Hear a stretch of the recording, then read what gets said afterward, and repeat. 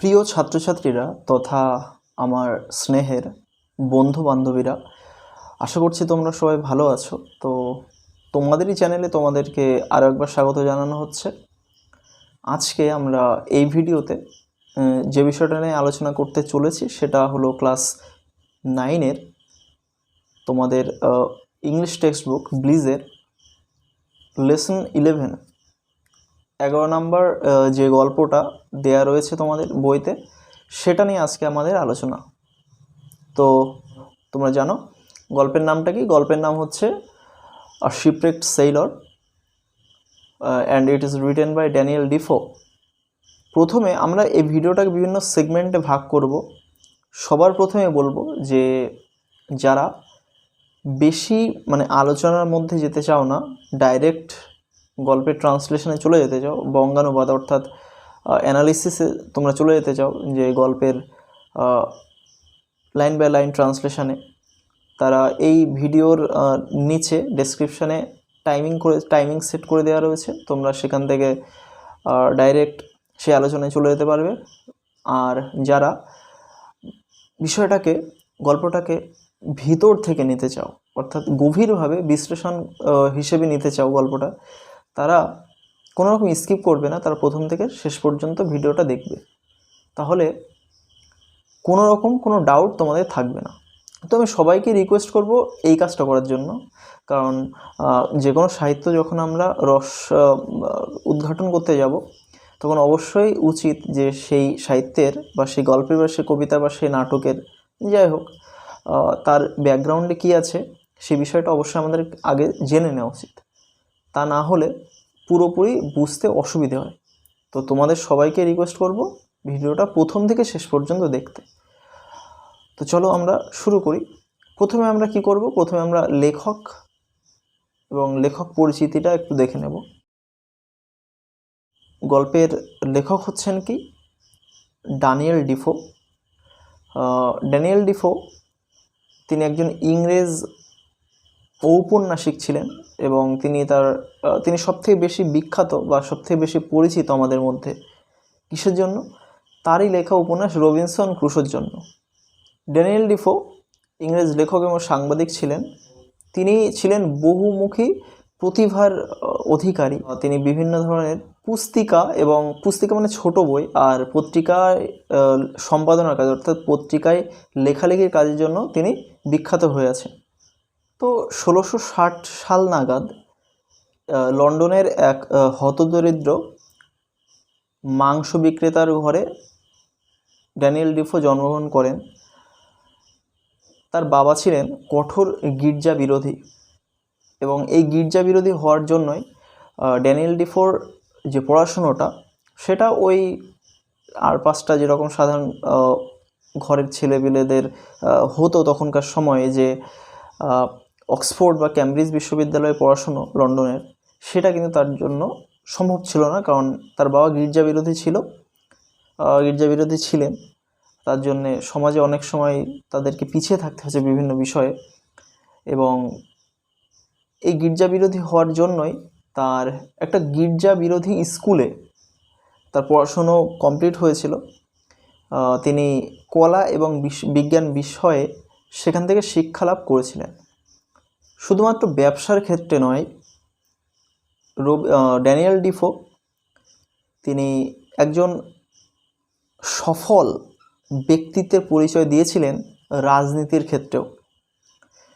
নতুন রাজা উইলিয়ামস যখন ক্ষমতায় আসেন, তখন ড্যানিয়েল ডিফো তার পরামর্শদাতার হিসেবে কাজ করতেন, খুব কাছাকাছি একজন পরামর্শদাতা হিসেবে কাজ করতেন। তো জীবনে গির্জা বিরোধী হওয়ার জন্য তিনি অনেক শাস্তি পেয়েছিলেন। রাজা উইলিয়ামস যখন মারা যান, তখন একটা ক্ষুরোধার রাজনৈতিক বিরোধিতার জন্য, গির্জা বিরোধিতার জন্য তার 3 মাস কারাবাসে যেতে হয়েছিল। শুধুমাত্র একবার না, তিনি একাধিকবার কারাবাসে গিয়েছিলেন, কারাগারে বন্দী থেকেছিলেন। তো এইভাবেই জীবনের শেষ প্রান্তে গিয়ে ড্যানিয়েল ডিফো অনেক ধার দেনায় জড়িয়ে পড়েছিলেন। 1731 সালের দিকে এক মানে ব্যবসায়ীর হাত থেকে তিনি নিজেকে বাঁচানোর জন্য একটি বোর্ডিংয়ে তিনি লুকিয়েছিলেন। তো সেই অবস্থাতেই 70 বছর বয়সে 1731 সালে তিনি মারা যান। এবারে আসি তোমাদের যে গল্পটা নেওয়া হয়েছে তার উৎসর ব্যাপারে, অর্থাৎ source of the text, the life and strange surprising adventures of Robinson Crusoe, যার সংক্ষেপে রবিনসন ক্রুশো নামে সারা পৃথিবীতে পরিচিত। এই রবিনসন ক্রুশো উপন্যাস থেকে তোমাদের দ্য শিপরেকড সেইলর এই নামটা নেওয়া হয়েছে। তো রবিনসন ক্রুশো উপন্যাস থেকেই তোমাদের শিপরেকড সেইলর এই গল্পটা নেওয়া হয়েছে। রবিনসন ক্রুশো নামক একজন ভগ্নপোত জাহাজডুবি ব্যবসায়ী আর কি। শিপরেকড মানেই তোমরা জানো ভগ্নপোত, অর্থাৎ জাহাজডুবি হয়ে যাওয়া। তো এই রবিনসন ক্রুশো নামক ভগ্নপোত ব্যক্তির আত্মজীবন, কাল্পনিক আত্মজীবনীমূলক রচনাই হচ্ছে রবিনসন ক্রুশো। এই রবিনসন ক্রুশো কী করেছিলেন, ভেনেজুয়েলার কাছে একটি দ্বীপে 28 বছর তিনি মানে দ্বীপান্তর থেকেছিলেন জাহাজডুবি হয়ে যাওয়ার পরে। আমেরিকার উপজাতি বন্দি ও বিদ্রোহীদের সঙ্গে তার সংঘর্ষ হয়েছিল, লাস্টে তাকে উদ্ধার করা হয়েছিল। এবার মেইন যে বিষয়টা, যে রবিনসন ক্রুশো, এটা তো অ্যাকচুয়ালি একটা কাল্পনিক চরিত্র, কিন্তু এর কি বাস্তবের সঙ্গে মিল আছে? হ্যাঁ, বাস্তবের সঙ্গে মিল আছে। কারণ ঔপন্যাসিক ড্যানিয়েল ডিফো সম্ভবত আলেকজান্ডার সেলকার্ক নামক একজন লোক ছিলেন যার জীবনে সত্যি সত্যি জাহাজডুবি হয়েছিল। তো এই আলেকজান্ডার সেলকার্ক চিলির ম্যাস আর্টিয়েরা নামক দ্বীপে, সেটা প্রশান্ত মহাসাগরীয় সংলগ্ন একটা দ্বীপ, সেই দ্বীপে 4 বছর কাটিয়েছিলেন। ইন্টারেস্টিংলি 1966 সালে এই যে দ্বীপে তিনি ম্যাসাটিয়েরা, যে দ্বীপটা আর কি, যে দ্বীপে তিনি কাটিয়েছিলেন 4 বছর, সেই দ্বীপটার নাম চেঞ্জ করে 1966 সালে ওটাকে রবিনসন ক্রুশো দ্বীপ, রবিনসন ক্রুশো আইল্যান্ড নামটা রাখা হয়। তো ধরেই নেওয়া হয় যে আলেকজান্ডার সেলকার্কের এই জীবনী থেকে ড্যানিয়েল ডিফো রবিনসন ক্রুশো নামক উপন্যাসটি লিখেছিলেন এই আলেকজান্ডার সেলকার্কের জীবনী থেকে। এটা কাল্পনিক নয়, এটা বাস্তব। কিন্তু রবিনসন ক্রুশো কিছুটা কাল্পনিক বিষয় মিশিয়ে উপন্যাসটা লিখেছিলেন। তো রবিনসন ক্রুশোর মধ্যে খুব সহজ সরল ভাষায় উপন্যাসটি লেখা হলেও খুব সহজেই মানুষের মনকে জয় করে নেয় এই রবিনসন ক্রুশো উপন্যাসটি, খুব কম সময়ের মধ্যে, এবং জনসমাজে খুবই জনপ্রিয়তা লাভ করে। রবিনসন ক্রুশোর এই উপন্যাসটিকে রিয়েলিস্টিক ফিকশন নামে আখ্যাও দেওয়া হয়। তো চলো এবার আমরা গল্পটির লাইন বাই লাইন ট্রান্সলেশন বা অ্যানালিসিসে চলে আসব। আ shipwrecked Sailor by Daniel Defoe. প্রথমে the author and the text. Daniel Defoe 1660 to 1731 was an English writer and journalist. Daniel Defoe, যার জন্ম 1660 সালে এবং মৃত্যু 1731 সালে, তিনি একজন ইংরেজ লেখক এবং জার্নালিস্ট, মানে যিনি সংবাদপত্রে লেখালেখি করেন তাদেরকে জার্নালিস্ট বলা হয়, মানে সাংবাদিক। তো তিনি একজন ইংরেজ লেখক এবং সাংবাদিক ছিলেন। He is most famous for his novel Robinson Crusoe. তিনি সবথেকে বেশি পরিচিত বা বিখ্যাত কিসের জন্য? তার উপন্যাস রবিনসন ক্রুশোর জন্য। A prolific and versatile writer, Defoe is also known for pamphlets and journals on various topics. তো একজন প্রলিফিক রাইটার, প্রলিফিক মানে হচ্ছে খুব মানে যিনি অনেক, অ্যাকচুয়ালি প্রলিফিক মানে হচ্ছে উর্বর।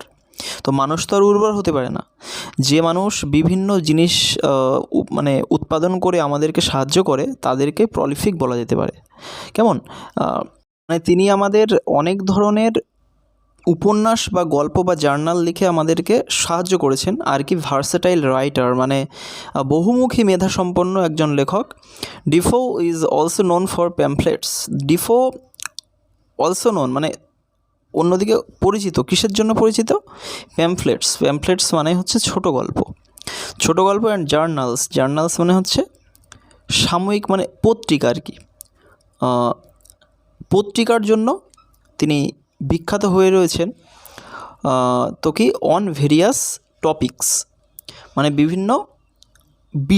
বিভিন্ন বিষয়ের উপরে বিভিন্ন পত্রিকা লিখে তিনি কিন্তু আমাদের কাছে বিখ্যাত হয়ে আছেন। The following text is adapted from a section of Daniel Defoe's famous novel Robinson Crusoe and tells us how Crusoe, after being shipwrecked, found himself on a dismal island. তো এই যে গল্পটা যেটা অ্যাডাপ্টেড মানে নেওয়া হয়েছে, সংগৃহীত হয়েছে কি a section of Daniel Defoe's famous novel Robinson Crusoe, মানে ড্যানিয়েল ডিফোর একজন মানে একটা বিখ্যাত উপন্যাস যার নাম হচ্ছে রবিনসন ক্রুশো, তার থেকে ফ্রম আ সেকশন মানে তার একটা অধ্যায় থেকে এটা নেওয়া হয়েছে। And tells us how Crusoe after being shipwrecked found himself on a dismal island, এবং আমাদেরকে বলে এই গল্পটা যে কিভাবে ক্রুশো আফটার বিং শিপরেকড মানে জাহাজডুবি হওয়ার পরে কী হয়েছিল, found himself on a dismal island, এবং সে নিজেকে দেখতে পেয়েছিল ডিজমেল আইল্যান্ড। ডিজমেল মানে হচ্ছে মানে একাকী আর কি, একাকী দ্বীপে সে কীভাবে নিজেকে একা দেখেছিলেন সেটাই আমাদেরকে বলে এই গল্পটা। It also gives us an inspiring account on how he makes the island habitable with his hard work. তাহলে এটা আমাদের ইন্সপায়ারিং অ্যাকাউন্ট, মানে ইন্সপায়ারিং মানে কি, যা আমাদের প্রভাবিত করতে পারে আর কি, এরকম প্রভাবিত করার একটা অ্যাকাউন্ট মানে বর্ণনা আমাদেরকে দেয় কি ব্যাপারে, of how he makes the island habitable for with his hard work, মানে কিভাবে সেই দ্বীপটাকে হ্যাবিটেবল মানে বাসস্থানের যোগ্য করে তুলেছিল উইথ হিজ হার্ড ওয়ার্ক, তার কঠোর পরিশ্রম দিয়ে। তার কঠোর পরিশ্রমের মাধ্যমে সে ওই নির্জন দ্বীপকে কীভাবে বাসস্থানের উপযুক্ত করে তুলেছিল সেই বর্ণনায় এই গল্প আমাদেরকে দেয়। চলো আমরা এবার চলে আসি মূল গল্পে। On September 30, 1659, miserable Robinson Crusoe, being shipwrecked during a violent storm, came on shore on this dismal island. তাহলে 1659 সালে 30শে সেপ্টেম্বরের দিনে ঘটনা এটা। তো ওই দিনে এখানে ফার্স্ট পারসন ন্যারেটিভ দিয়ে শুরু হয়েছে। তোমরা দেখতে পাচ্ছ আমি, তো এখানে আমিটা কে, এই আমির পরে কমা দিয়ে কিন্তু লেখা রয়েছে সেটা মিজারেবল রবিনসন ক্রুশো, মানে মিজারেবল মানে কি যার ভাগ্য খারাপ, দুর্দশাগ্রস্ত, রবিনসন ক্রুশো আমার নাম। তো আমি কি being shipwrecked during a violent storm. Violent storm মানে কি, মানে অ্যাকচুয়ালি ভায়োলেন্ট মানে হিংস্র আর কি। তো ঝড় হিংস্র কীভাবে হতে পারে, ঝড়ের যখন ক্ষয়ক্ষতির প্রভাব অনেক বেশি থাকে পরিমাণ, সেটাকে তখন ভায়োলেন্ট বলা হয়। তো সেই ভায়োলেন্ট একটা স্টর্ম, এই মারাত্মক একটি ঝড়ের দ্বারা আমার শিপরেকড আমার জাহাজ ডুবে যাওয়ার পরে বা জাহাজ ধ্বংস হয়ে যাওয়ার পরে, কেম অন শোর আমি দ্বীপে এসে পৌঁছেছিলাম, অন দিস ডিজমেল আইল্যান্ড এই একাকী দ্বীপে। কেমন এই ডিজমেল আইল্যান্ড, ডিজমেল কথার অর্থ কি, ডিজমেল কথার অর্থ হচ্ছে ডিজোলেট, যেটা আমি বলছিলাম ডিজোলেট মানে একাকী আর কি, যেখানে একাই থাকতে হয় সেই জায়গাটাকে ডিজমেল বলা হয়। তো এরকম ডিজমেল আইল্যান্ডে আমি এসে পৌঁছেছিলাম এই দ্বীপে। I call it the island of despair, আমি এটাকে কি বলে ডাকি, আই কল ইট আমি এই দ্বীপটাকে, it the island of despair. Despair মানে হচ্ছে মানে দুর্ভাগ্য, এখানে আমরা হতাশা বা দুর্ভাগ্যের দ্বীপ নাম দিয়েছিলাম আমি এই দ্বীপটাকে। I was almost dead and the rest of my ship's company was drowned. I was almost dead আমি প্রায় মৃত ছিলাম, আমি মৃতপ্রায় হয়ে গেছিলাম। And the rest of my ship's company এবং আমার জাহাজের বাদবাকি লোকজনেরা ওয়াজ ড্রাউন্ড তারা কিন্তু ডুবে গিয়েছিল, তারা আর বেঁচে নেই। I had neither food house নর ক্লোথস, আমার যেমন কোনো খাবার বা থাকার ঘর ছিল না, তেমনই নর ক্লোথস কোনো জামা কাপড়ও আমার ছিল না। I feared I would be devoured by wild beasts. I feared মানে আমি ভয় পেয়ে যাচ্ছিলাম বা আমি ভয় পেয়েছিলাম। আই উড বি ডিভাওয়ার্ড মানে হচ্ছে হিংস্র জন্তুরা ভীষণ খিদের পরে থাকার পরে যেভাবে খায় আর কি, মানে গোগ্রাসে গেলা যার বলে সেই মানে আমাকে হয়তো আই উড বি ডিভাওয়ার্ড, এখানে ভয়েসটা চেঞ্জ করে দেওয়া, আমাকে হয়তো গিলে খেয়ে নেওয়া হবে বাই ওয়াইল্ড বিস্টস মানে হিংস্র বন্য পশুদের দ্বারা। হিংস্র বন্য পশুরা হয়তো আমাকে গিলেই খেয়ে নেবে, এরকম একটা ভয়ের মধ্যে আমি ছিলাম। দ্য রেইন কন্টিনিউড, এরপরে হোয়েন নাইট কেম, যখন রাত্রি আসলো, I slept in a tree for fear of wild creatures. যখন রাত্রি আসতো, I slept in a tree, আমি একটা গাছে শুতাম, for fear of wild creatures, কেন গাছে শুতাম? ফর ফিয়ার মানে ভয়ের কারণে, অফ ওয়াইল্ড ক্রিয়েচার্স বন্য জন্তুদের ভয়ের কারণে আমি গাছে শুয়ে পড়তাম। It rained all night. তো এই যে 30শে সেপ্টেম্বর 1659 সালের ঘটনা, এই দিনটাতে কি ইট রেইনড অল নাইট মানে ভীষণ বৃষ্টি হয়েছিল ওই দিন। The rain continued through the next day with gusts of wind. তাহলে বৃষ্টি কন্টিনিউড মানে কি? কন্টিনিউড মানে হচ্ছে চলতে থেকেছিল আর কি। থ্রু দ্য নেক্সট ডে মানে পরের দিন পর্যন্ত, বা পরের দিনেও বৃষ্টি চলছিল। With gusts of wind, wind মানে বাতাস, আর গাস্টস মানে হচ্ছে ঝোড়ো বাতাস আর কি, মানে ঝোড়ো বাতাস সমেত বৃষ্টি চলছিল পরের দিন পর্যন্ত। Only a wreck of my ship was to be seen at low water. তাহলে শুধুমাত্র wreck of my ship, wreck মানে হচ্ছে ভগ্নাংশ আর কি, মানে ভাঙা অংশ, অফ মাই শিপ আমার জাহাজের ভাঙা একটা টুকরো, was to be seen at low water মানে অল্প গভীর জলে দেখা যাচ্ছিল আমার জাহাজের ভাঙা অংশ। I swam to the wreck to rescue and secure for my survival some food and other provisions. তাহলে সুইমের পাস্ট ফর্ম সোয়াম মানে আমি সাঁতার কেটেছিলাম, টু দ্য রেক মানে সাঁতার কেটে আমি গিয়েছিলাম ওই ভাঙা অংশের কাছে। টু রেস্কিউ মানে উদ্ধার করতে, অ্যান্ড সিকিউর মানে নিশ্চিত করতে, উদ্ধার করতে এবং নিশ্চিত করতে কি? ফর মাই সার্ভাইভাল মানে হচ্ছে টিকে থাকা, বেঁচে থাকা, অস্তিত্ব টিকে থাকা। আমি টিকে থাকার জন্যে কী করতে, তাহলে আমি সাঁতার কেটে ওর কাছে গিয়েছিলাম ওই ভাঙা অংশটার কাছে, রেস্কিউ করতে, উদ্ধার করতে, কি? সাম ফুড কিছু খাবার দাবার, অ্যান্ড আদার প্রভিশনস মানে হচ্ছে বাঁচার রসদ, মানে বেঁচে থাকতে গেলে যা যা লাগে সেগুলোকেই প্রভিশনস বলা হয়। I was able to collect some wood, cable, string, a knife, nails and a gun.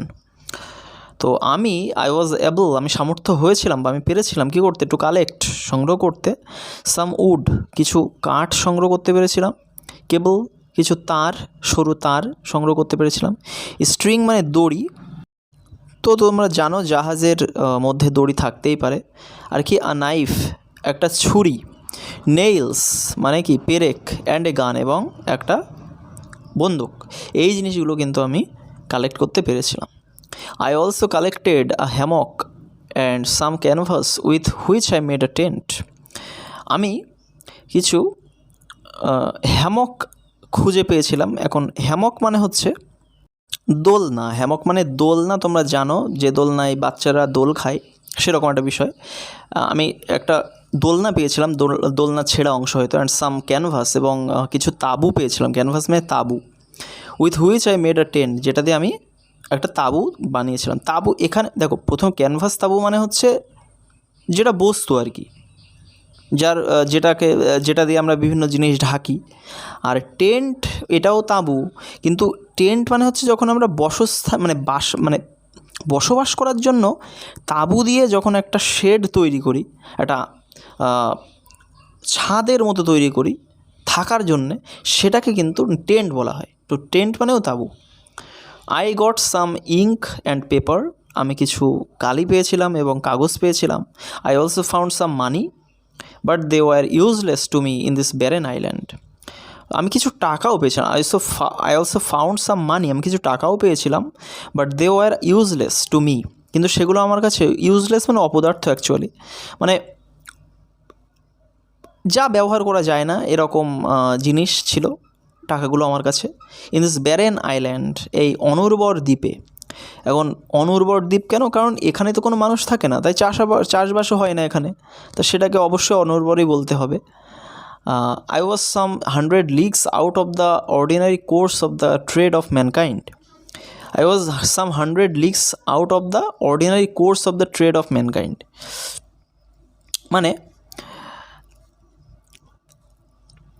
আমি I was some 100 leagues মানে হচ্ছে একটা পুরানো ইংলিশ একটা একক, দূরত্বের একক, তো I was some 100 leagues away. আমি হাজার league, hundreds of leagues, 100 leagues, আমি মানে কয়েকশো লিগ দূরে ছিলাম। Out of the ordinary course of the trade of mankind, মানে মানুষের স্বাভাবিক লেনদেনের জায়গা, যেটা ট্রেড মানে কি, ব্যবসা করা। ম্যানকাইন্ড মানে মানুষের লেনদেনের যে জায়গা, সেটার থেকে সেই জায়গা থেকে আমি প্রায় 100 লিগ দূরে ছিলাম। I was convinced I had to spend the rest of my life alone in this wild, desolate island. আমি এটার ব্যাপারে কনভিন্সড, আমি নিশ্চিত ছিলাম, আমি উপলব্ধি করতে পেরেছিলাম, I had to spend the rest of my life, আমাকে স্পেন্ড করতে হবে, আমাকে কাটাতে হবে the rest of my life, আমার জীবনের বাদবাকি দিনগুলো বা বাদবাকি সময়, অ্যালন মানে একা একাই, ইন দিস ওয়াইল্ড ডিজোলেট আইল্যান্ড, এই বন্য এবং একাকী, কেমন জনমানবহীন, ডিজোলেট মানে জনমানবহীন, আইল্যান্ড মানে দ্বীপ, তো এই বন্য জনমানবহীন দ্বীপে আমাকে একা একাই জীবনে বাকি দিনগুলো কাটাতে হবে, এটা আমি ভেবে নিয়েছিলাম, বা এই ব্যাপারে আমি কনভিন্সড, আমি নিশ্চিত ছিলাম। তো আমরা এইরকম অবস্থায় হলে কি হতো, নিজে হাল ছেড়ে দিয়ে মৃত্যুকে বরণ করে নিতাম, কিন্তু রবিনসন ক্রুসো সেটা করেননি। আমরা এরপরে দেখতে পাবো, দেখো এরপরে, I searched long for a place of safe habitation, বরং উল্টোটা হলো যে আমি খুঁজলাম, লং মানে অনেকটা সময় ধরে, ফর আ প্লেস এমন একটা জায়গার জন্য, অফ সেফ হ্যাবিটেশন যেখানে আমার নিরাপদ, আমার হ্যাবিটেশন মানে কি, বাসস্থান, যেখানে আমি একটা নিরাপদ বাসস্থান আমি তৈরি করতে পারবো, এরকম জায়গা আমি খুঁজলাম অনেকটা সময় ধরে। I found a little plain on the side of a rising hill. এখন রাইজিং হিল মানে হচ্ছে, মানে যে হিল মানে কি, হিল মানে হচ্ছে পাহাড়, স্বল্প উঁচু ভূভাগ, পর্বতের থেকে একটু ছোট, সেটাকে হিল বলা হয়। তো সেই হিল, সেটা আবার রাইজিং মানে কি, রাইজিং মানে হচ্ছে যেটা উঁচু হচ্ছে আস্তে আস্তে, কেমন মানে খাড়া পাহাড় বলা যায়, একটা খাড়া পাহাড়ের সাইড, পাশে পাদদেশে একটা লিটল প্লেন, একটা ছোট সমভূমি, প্লেন মানে কি সমভূমি, আই ফাউন্ড আমি দেখলাম, আমি একটা খাড়া পাহাড়ের পাশে একটা ছোট সমভূমি দেখতে পেলাম। On the rocky wall of the hill there was a hollow place worn in like the entrance of a cave. তাহলে on the rocky wall of the hill মানে ওই পাহাড়ের যে রকি ওয়াল মানে পাথুরে যে দেওয়াল, সেই দেওয়ালে কি ওয়াজ এ হলো প্লেস, সেখানে একটা হলো মানে কি, হলো মানে হচ্ছে গর্ত,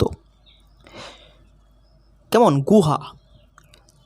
গুহার মানে ওর্ন ইন মানে গুহার প্রবেশ পথের মতো একটা ছিল বিষয়টা, like the entrance of to a cave, যেটা একটা গুহার প্রবেশপথ, হলো মানে গর্ত, আর এন্ট্রান্স টু এ কেভ মানে গুহার প্রবেশপথের মতো, লাইক মানে মতো, কেমন ওর্ন মানে বারবার ব্যবহার করে গর্ত বা রাস্তা তৈরি করা, এরকম একটা ব্যাপার ওর্ন, মানে যার মধ্যে রাস্তা চলে গেছে আর কি, মানে on the rocky wall of the hill, আমি এই পাহাড়ের যে পাথুরের দেওয়াল, সেই দেওয়ালের গায়ে লাগোয়া হিসেবে সেখানে একটা কী ছিল, একটা হলো প্লেস, একটা গর্তের মতো জায়গা ছিল, যেটা কিনা ওর্ন ইন মানে বারবার মানে যাতায়াত করে যেন সেই একটা রাস্তা তার মধ্যে চলে গিয়েছিল, সেই হলোর মধ্যে, সেই গর্তের মধ্যে, এবং সেই গর্তটা কেমন ছিল, like the entrance to a cave, এবং এই যে বিষয়টা, এই যে গর্ত এবং তার মধ্যে একটা রাস্তা চলে গেছে, এটা দেখতে কেমন লাগছিল, এন্ট্রান্স টু এ কেভ, একটা গুহায় প্রবেশ পথের মতো লাগছিল দেখতে। On the flat of the green just before this hollow I resolved to pitch my tent. On the flat of the green, মসৃণ ঘাসের ওপর, ফ্ল্যাট অফ দ্য গ্রিন মসৃণ ঘাসের যে একটা জমি মতো ছিল ওখানে, জাস্ট বিফোর দিস হলো মানে এই যে গর্তটা, তার আগেই, এই গর্তের আগে, ঠিক আগে একটা সবুজ সমতল জায়গা ছিল, সেখানে কি I resolved to pitch my tent, আমি মানে আমি মনস্থির করে নিয়েছিলাম আমার টেন্ট, আমার তাঁবু তৈরি করার জন্য। I cut the wood I collected into stakes, আমি যে কাঠ জোগাড় করেছিলাম সেগুলোকে কি ইনটু স্টেক্স মানে গোজা, কেমন খুঁটি বা গোঁজা, সেগুলো কেটে আমি গোঁজায় পরিণত করেছিলাম। I drove them into the ground in a semi circle around my tent. আমি ড্রোভ দেম মানে সেগুলোকে পুঁতেছিলাম ইনটু দ্য গ্রাউন্ড মানে মাটিতে, ইন আ সেমি সার্কেল মানে অর্ধবৃত্ত, সেমি সার্কেল মানে কি অর্ধবৃত্তের আকারে, অ্যারাউন্ড মাই টেন্ট আমার তাঁবুর চারিদিকে ওই গোজাগুলো পুঁতেছিলাম। The stakes stood 6 inches apart from each other. ওই যে গোজাগুলো পুঁতেছিলাম আমি, ওই গোজাগুলো একে অপরের থেকে কতটা দূরে ছিল? 6 inches, 6 ইঞ্চি দূরে ছিল এক একটার থেকে। I put the cables I had rescued from the ship around the stakes. আমি পুট দ্য কেবলস মানে ওই তারগুলো যেগুলো পেয়েছিলাম আমি জাহাজ থেকে, সেগুলোকে কী করেছিলাম? রেখেছিলাম। I had rescued from the ship, যেগুলো আমি যেটা বললাম জাহাজ থেকে উদ্ধার করেছিলাম, সেই তারগুলো কী করেছিলাম? অ্যারাউন্ড দ্য স্টেক্স মানে ওই গোজার চারিদিকে এমনভাবে ইউজ করেছিলাম ওগুলোকে, in the manner of a fence মানে একটা ফেন্স মানে বেড়ার মতো করে আমি তৈরি করেছিলাম ওই খুঁটি এবং তারগুলো এমনভাবে ব্যবহার করেছিলাম যে একটা বেড়ার মতো কাজ করবে। I used a short ladder to go over the fence. আমি একটা ছোট মই বা বাসুই আমি ব্যবহার করতাম, টু গো মানে যাওয়ার জন্য, ওভার দ্য ফেন্স মানে ওই যে বেড়াটা রয়েছে বেড়ার উপর দিয়ে আমি যে প্রবেশ করব আমার তাঁবুতে, তার জন্য আমি একটা বাসুই ব্যবহার করতাম। Once in I withdrew the ladder after me. তো আমি যখন ওয়ান্স ইন একবার যখন ভিতরে প্রবেশ করতাম, আই উইথড্রিউ দ্য ল্যাডার মানে আমি ওই মইটা তুলে নিতাম। আফটার মি মানে আমার পরেই মানে আমি যখন ঢুকে পড়তাম তাঁবুর মধ্যে, তখন সাথে সাথেই আমি ওই বাসুইটা ওখান থেকে তুলে নিতাম। সো দ্যাট মানে যাতে করে I was completely fortified against the world outside. তাহলে আমি পুরোপুরি ফোর্টিফাইড মানে হচ্ছে যাতে আমি পুরোপুরি বিচ্ছিন্ন হয়ে যেতে পারি, সুরক্ষিত থাকতে পারি বাইরের জগৎ থেকে আলাদা হয়ে। কেমন? এগেনস্ট দ্য ওয়ার্ল্ড আউটসাইড বাইরের যে জগৎ, এগেনস্ট দ্য ওয়ার্ল্ড, এগেনস্ট মানে বিরুদ্ধে, দ্য ওয়ার্ল্ড আউটসাইড বাইরের জগতের বিরুদ্ধে। হ্যাঁ, আমি যাতে পুরোপুরি ফোর্টিফাইড, আমি যাতে পুরোপুরি আলাদা হয়ে যেতে পারি, তাই জন্যই আমি ওই মইটা ব্যবহার করতাম। Into this tent I brought all my stores and provisions. এই তাঁবুর মধ্যেই আমি কী করেছিলাম? সমস্ত সঞ্চিত এবং ভবিষ্যতের প্রয়োজনীয় জিনিসপত্র আমি কী করেছিলাম? আই ব্রট মানে আমি নিয়ে এসেছিলাম। তাহলে প্রভিশনস মানে কি? বাঁচার রসদ, যেগুলো আমাদের ভবিষ্যতের জন্য আমরা সেভ করে রাখি, সঞ্চয় করে রাখি, সেইগুলো। After I had been on the island for 10 or 12 days it occurred to me that I would lose the measure of time. তাহলে after I had been on the island for 10 or 12 days, আমি এই দ্বীপে 10 অথবা 12 দিন থাকার পরে, it occurred to me that এটা আমার মনে হয়েছিল যে I would lose the measure of time আমি হারিয়ে ফেলব দ্য মেজার অফ টাইম সময়ের পরিমাপ, অর্থাৎ সময় যে কতটা কাটছে বা কতটা সময় আমি এখানে কাটাচ্ছি সে ব্যাপারটা কিন্তু আমি হারিয়ে ফেলতে পারি। তাই আমি কি, this was because I had neither watch নর ক্যালেন্ডার। এই ব্যাপারটা কেন হবে? এই যে আমি সময়ের পরিমাপটা হারিয়ে ফেলবো, কটা দিন কাটাচ্ছি বা ক ঘন্টা কাটছে, এই ব্যাপারটা আমি হারিয়ে ফেলবো, এটা ভয় যে আমার করছিল, তার কারণ আছে। দিস ওয়াজ বিকজ এটা ছিল এই কারণে যে আই হ্যাড নাইদার ওয়াচ নর ক্যালেন্ডার, আমার কাছে কোনো ঘড়িও ছিল না, কোনো ক্যালেন্ডারও আমার কাছে, পঞ্জিকা আমার কাছে ছিল না।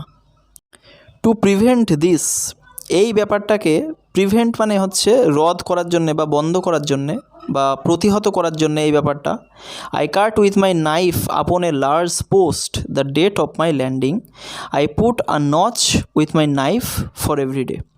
তাহলে কি, টু প্রিভেন্ট দিস এই ব্যাপারটাকে আটকানোর জন্যে বা এই ব্যাপারটাকে বন্ধ করার জন্যে, যে সময়ের পরিমাপ যাতে আমি রাখতে পারি, তাই জন্য কি I cut with my knife upon a large post, আমি একটা বড় খুঁটিতে আমার ছুরি দিয়ে, চাকু দিয়ে আমি কাটতাম, দ্য ডেট মানে কেটেছিলাম, the date of my landing মানে আমার দিন, মানে ল্যান্ডিং মানে কি এইখানে আসার যে দিন, সেই দিন হিসেবে আমি ওই খুঁটিতে কেটে রেখেছিলাম বা কেটেছিলাম। I put a notch with my knife for every day. তারপর থেকে আমি কী করলাম? আই পুট এ নচ মানে হচ্ছে মার্ক অর সিম্বল মানে চিহ্ন, আমি চিহ্ন রাখতাম উইথ মাই নাইফ, আমার ছুরিটা দিয়ে, ফর এভরিডে, প্রত্যেক দিন আমি এটা করতাম যে একদিন কাটবে এবং আমি কি করতাম সেই খুঁটির উপরে একটা করে নচ মানে একটা করে চিহ্ন কেটে দিতাম আমার ছুরি দিয়ে। After a long spell of rain I saw some fair weather around 7th November. তো 7ই নভেম্বরের দিকে, ওই দিনের দিকে আমি কি করলাম, after a long spell of rain মানে অনেক দিন প্রচুর বৃষ্টি হওয়ার পরে, বেশ কিছু দিন ধরে অনেক বৃষ্টি হওয়ার পরে I saw some fair weather মানে আমি কিছু ভালো আবহাওয়া দেখতে পেলাম ওই 7ই নভেম্বরের দিকে। আর ভিতরে এই দিনগুলো কিন্তু প্রচুর বৃষ্টি হচ্ছিল। তো I spend the next couple of days making small wood boxes to keep my provisions dry from the rain.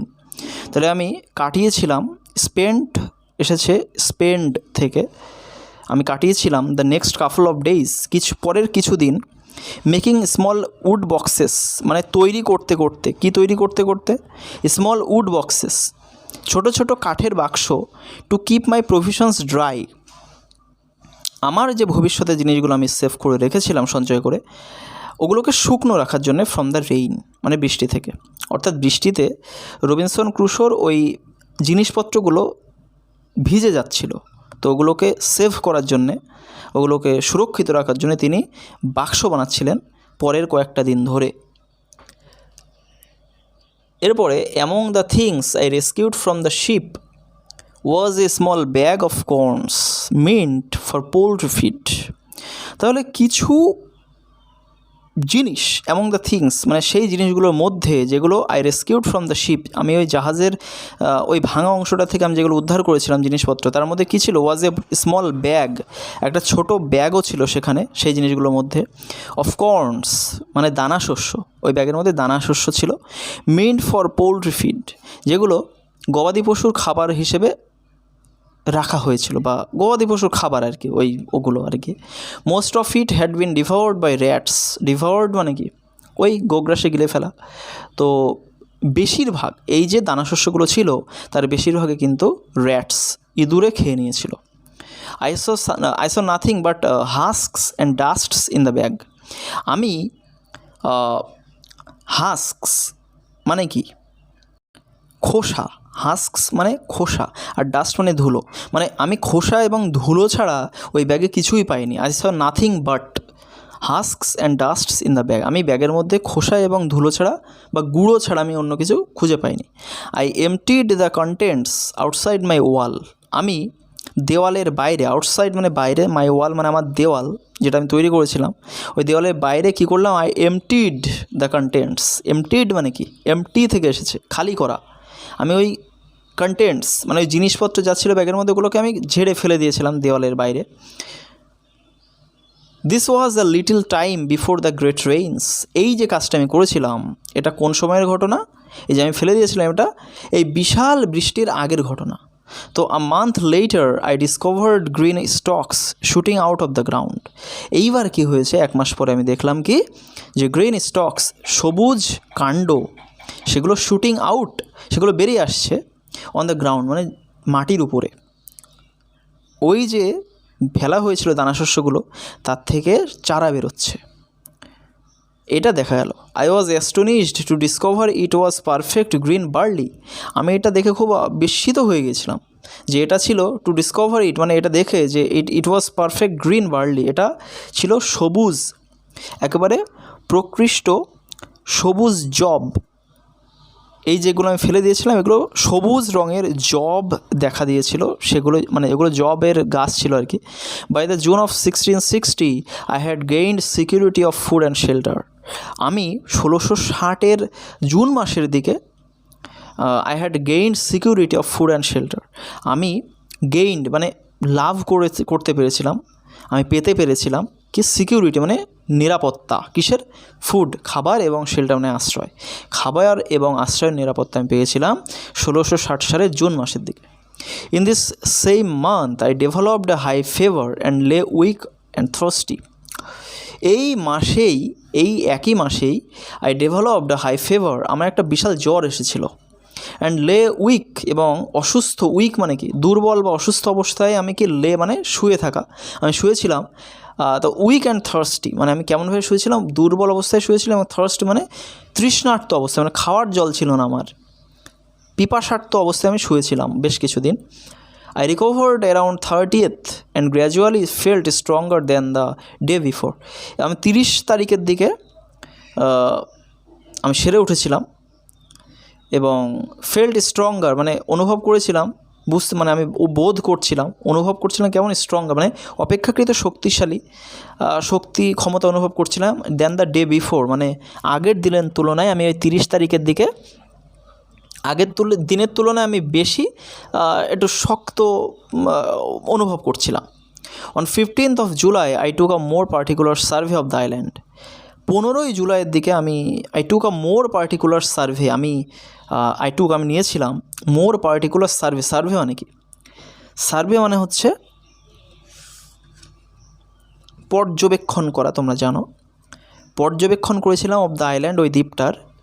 তো মোর পার্টিকুলার মানে আরও ভালোভাবে, আরও পুঙ্খানুপুঙ্খভাবে আমি ওই আইল্যান্ডটার পর্যবেক্ষণ করেছিলাম, নিরীক্ষণ করেছিলাম। Around 2 miles up I found a brook with pleasant meadows by its bank, plain, smooth and covered by grass. তো 2 মাইল মতো উপরে, মানে আমি যেখানে ছিলাম, যে সমতল ভূমি ঘাসে ঢাকা, তার থেকে প্রায় 2 মাইল মতো উঁচুতে I found a brook, আমি একটা কি ব্রুক মানে হচ্ছে একটা ছোট নদী আমি দেখতে পেয়েছিলাম, উইথ প্লিজেন্ট মিডোজ মানে ওই বাইটস ব্যাঙ্ক, ব্যাঙ্ক মানে তীর, ওই নদীর তীরে কি প্লিজেন্ট মিডোজ, ওখানেও কিন্তু শান্ত তৃণভূমি ছিল। মিডোজ মানে তৃণভূমি, ঘাসে ঢাকা জমি, সেটা কি প্লেইন মানে সমতল ছিল, ওটা সমভূমির মতো। আর স্মুথ অ্যান্ড কভার্ড বাই গ্রাস, ওটা স্মুথ ছিল, মসৃণ ছিল জায়গাটা, মানে কোথাও এবড়ো খেবড়ো কিছু ছিল না। অ্যান্ড কভার্ড বাই গ্রাস, এবং ঘাসে ঢাকা ছিল। In a woody part I found melons in great abundance and grape trees. আমি ইন এ উডি পার্ট মানে একটা জঙ্গলময় জায়গাতে, একটা জঙ্গল, একটা বনের জায়গাতে, উডি মানে ওই যে জায়গাটা আমি পেয়েছিলাম, ওই তীরে, নদীর তীরে যে সমতল ভূমি, তো তার সেখানে একটা উডি অংশ ছিল, একটা জঙ্গল অংশ ছিল, সেখানে কি I found melons in great abundance. Melons মানে কি? তরমুজ, ওয়াটারমেলন। আমি তরমুজ পেয়েছিলাম ইন গ্রেট অ্যাবান্ডেন্স মানে প্রচুর পরিমাণে, পর্যাপ্ত পরিমাণে। অ্যাবান্ডেন্স মানে হচ্ছে পর্যাপ্ত। অ্যান্ড গ্রেপ ট্রিজ, এবং আঙুর ফলের গাছ আমি দেখেছিলাম। The grapes were ripe and rich, আঙুর ফলগুলো ছিল পাকা এবং রিচ মানে খুবই রসালো আর কি। Further in to the land I found a great number of cocoa, orange and lemon trees. এছাড়াও এরপরে আমি ওই দ্বীপটাতে পেয়েছিলাম, আমি দেখেছিলাম great number of cocoa. Cocoa মানে কোকো আর কি, কোকো দেখেছিলাম। আর কি অরেঞ্জ মানে কমলা লেবু, আর লেমন মানে কি পাতি লেবু। এই সমস্ত লেবু আমি আর কোকো আমি এইসব গাছ আমি দেখেছিলাম। I carried great parcels of fruit হোমওয়ার্ড and the journey took me 3 days। তাহলে আমি বহন করেছিলাম গ্রেট পার্সেলস মানে প্রচুর বড় বড় বোঝা আমি বহন করেছিলাম। অফ ফ্রুট মানে এই ফলগুলোতে আমি সেই যে পার্সেল সেগুলোকে বোঝাই করেছিলাম, সেই পার্সেলগুলো আর কি অফ ফ্রুট হোমওয়ার্ড, বাড়ির দিকে এসেছিলাম ওগুলোকে নিয়ে। And the journey took me 3 days, এবং এই যে জার্নিটা আমি অভিযানটা করেছিলাম, আমি বাড়ির দিকে এসেছিলাম ওই জায়গা থেকে, তো এটা 3 দিন লেগে গিয়েছিলো।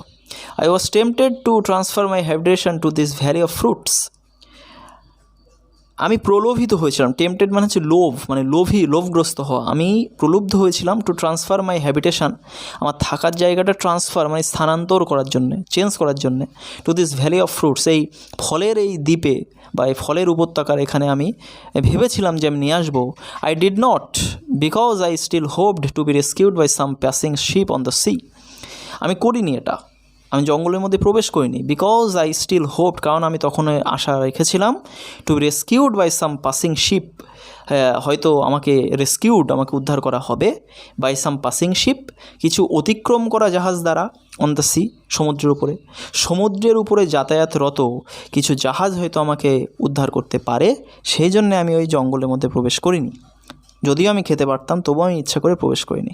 I did not want to enclose myself in hill and woods, যেটা আমি বলছিলাম যে I did not want to enclose myself. Enclose myself মানে কি আবদ্ধ করা, এনক্লোজ মানে আবদ্ধ, ঢেকে রাখা, মাই সেলফ মানে নিজেকে, ইন হিল অ্যান্ড উডস, পাহাড় এবং বন জঙ্গলের মধ্যে আমি নিজেকে লুকিয়ে রাখতে চাইনি। I stayed in view of the sea, আমি সমুদ্রের দৃশ্য বা সমুদ্র দর্শনেই থেকে গেলাম, সমুদ্রের সামনেই আমি থেকে গিয়েছিলাম। 10 months had passed since I had set foot on this island. 10 মাস কেটে গিয়েছিল। সিন্স মানে থেকে, মানে কিসের থেকে? I had set foot on this island, আমি এই দ্বীপে পা রেখেছিলাম। তারপরে 10 মাস কিন্তু অলরেডি পাস্ট, অতিক্রম হয়ে গেছে। Previously I had no lamp after dark, এর আগে আফটার ডার্ক মানে সন্ধে হওয়ার পরে আমার কোনো ল্যাম্প, আমার কোনো প্রদীপ বা বাতি ছিল না। I collected a little tallow and a small clay dish, আমি আমি সংগ্রহ করেছিলাম আ লিটল ট্যালো মানে চর্বি, তৈলাক্ত অংশ, and a small clay dish এবং ছোটো মাটির থালা বা প্রদীপ আমরা এখানে ধরতে পারি, মাটির প্রদীপ আমি সংগ্রহ করেছিলাম। To this I added a wick মানে সলতে, তোমরা জানো ল্যাম্পের মধ্যে থেকে সলতে থাকে, সেই সলতে আগুন জ্বালানো হয় অ্যাকচুয়ালি। তো সেই সলতে আমি এতে যোগ করেছিলাম। I had Das made my self A lamp, এইভাবে আমি নিজে নিজে একটা প্রদীপ তৈরি করেছিলাম। I now began to seriously consider the circumstance I was reduce to, মানে